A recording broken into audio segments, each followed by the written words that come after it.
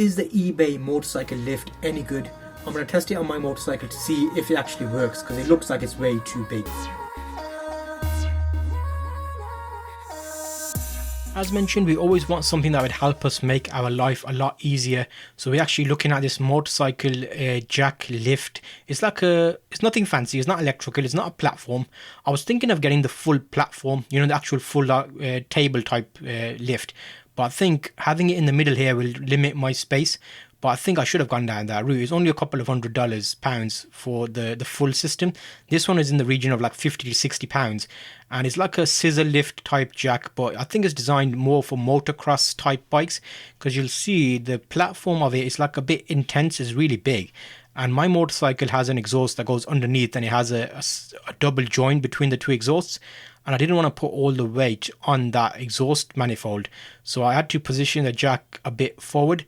So if you have these classic motorcycles where you don't have a nice big section on the bottom to lift, like for example, I put it under the engine. I tried it a few different ways. The jack itself seems well built. It's got a good quality to it. It's heavy, it's not flimsy or anything. It's just getting the access.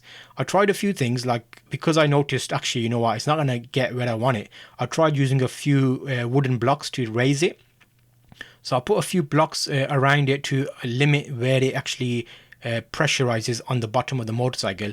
That helped to some extent, but I did find that it kind of lifted in an uneven fashion. And then I did realize, wait a minute, I'm being a bit of a noob here, because my garage does have a bit of a slant to it. So I thought, okay, let me put a piece of wood underneath the jack just to straighten it up, so that way at least when we lift the motorcycle, it's having a firm straight base to go up from. So I leveled the motorcycle jack out on the floor and then tried again.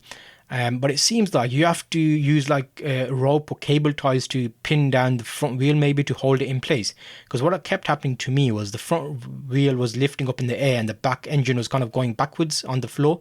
So that wasn't really what I wanted.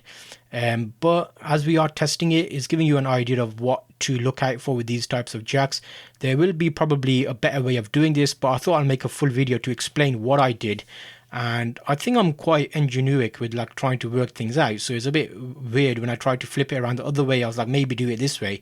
So I tried everything that my mind could come up with. Like first we tried it horizontally, then vertically. And yeah, it's like, it's not really working, is it? So it's a bit awkward the way it was set up and how it would do that. So that was something to think about. And if you're thinking about getting it, consider what motorcycle you've got. You see how he's lifting up the front wheel, but the back's being pushed down. And then that made me think, okay, the engine case at the bottom is probably not that great. And I also use like a little bit of a skateboard as a seating area, because then you can easily roll around the bike. So that's like a little hack for you there.